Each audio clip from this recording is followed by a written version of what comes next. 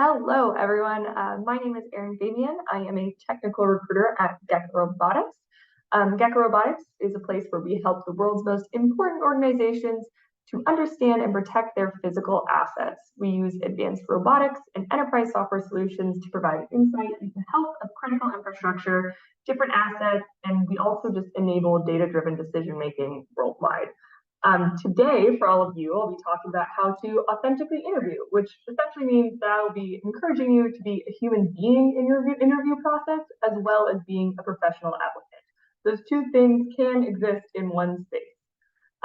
More specifically, I'll be discussing some interview best practices for both technical and behavioral interviews, as well as giving some examples of strong questions that you can ask interviewers and companies that you are considering this upcoming season.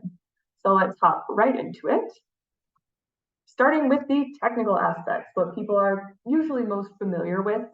Here's just some kind of best practices for helping out in technical interviews. First of which, understand your problem and ask questions. You should carefully listen to the problem statement and ensure that you understand the requirements of a project before just like jumping into it.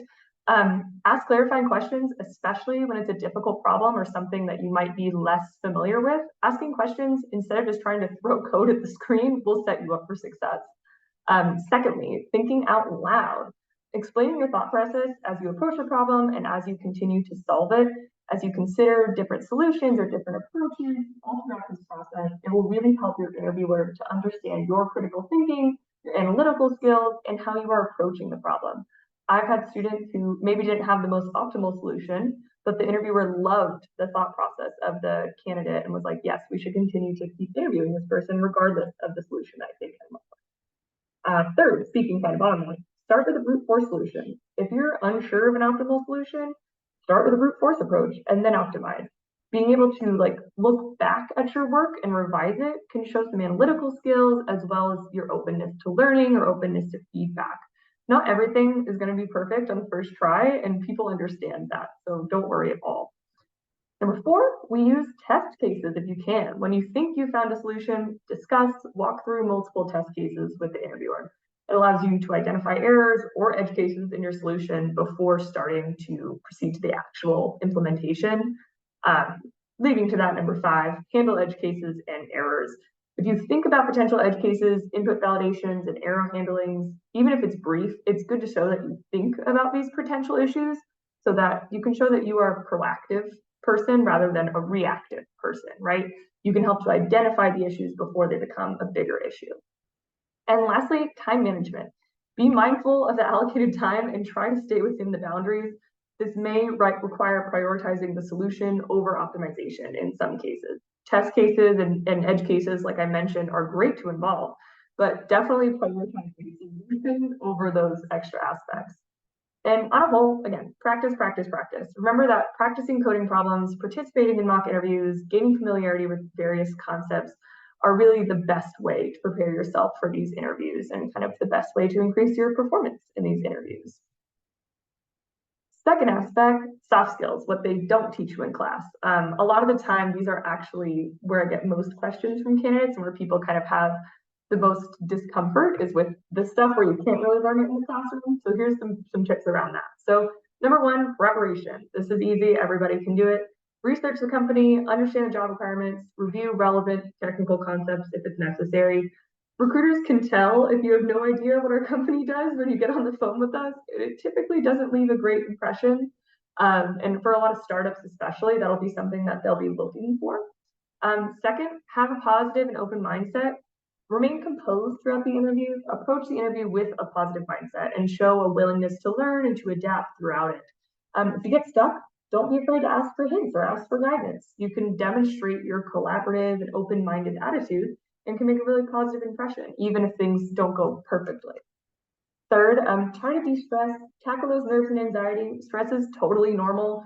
To remain calm during the interview, like I sometimes tell people to like practice some deep breathing or have mindfulness techniques or other relaxation methods prior to an interview. Personally, I like hold a pen or sometimes like some sort of handheld toy if I need to move around a little bit if I'm feeling nervous. It helps me focus kind of my fidgeting.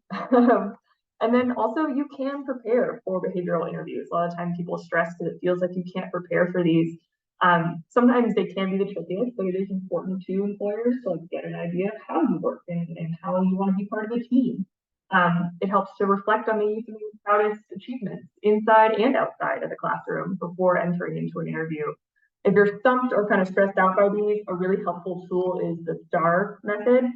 It's basically just ordering your answer in the order of situation, task, action, result.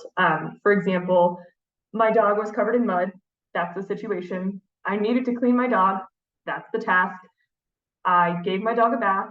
That's the action. And that resulted in a clean dog as well as my carpet and home staying clean. And that's the result.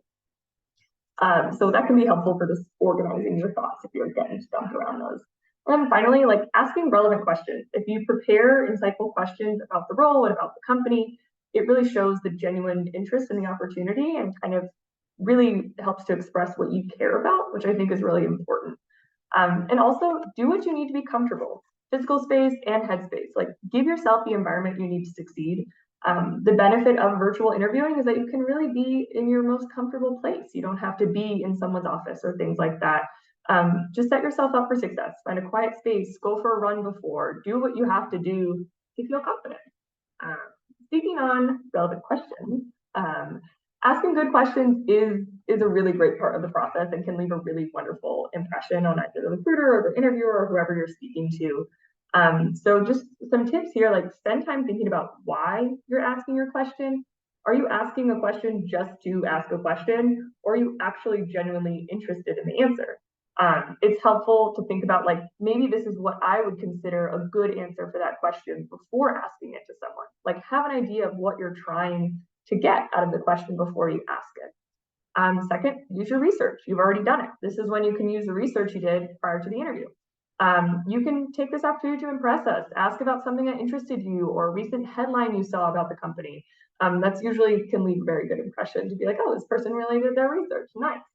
And then specificity and intentionality. The more thoughtful the question, the better response you're going to get.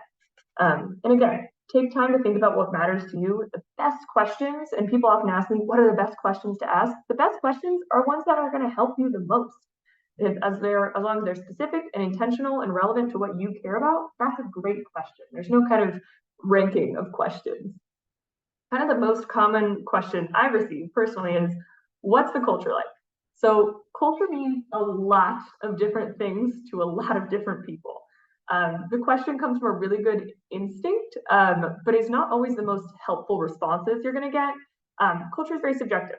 So for some, it's team happy hours and getting to wear shorts to work. And to others, it's mental health resources, office environment. And again, you can tell the last slide, the more specific you get in your question, the better answers you'll receive. So instead of asking in your next interview, what's the culture like? Here's some suggestions that I would give to maybe ask instead.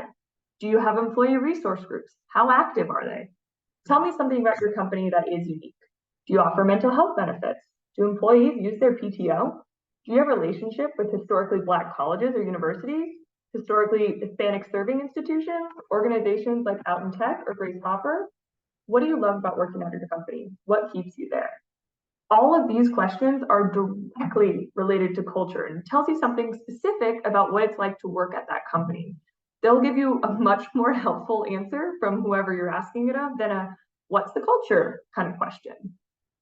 Finally, thank you all for your time and attention. Best of luck in your interviews. My contact information is here at the top if you need anything, but happy interviewing and best of luck.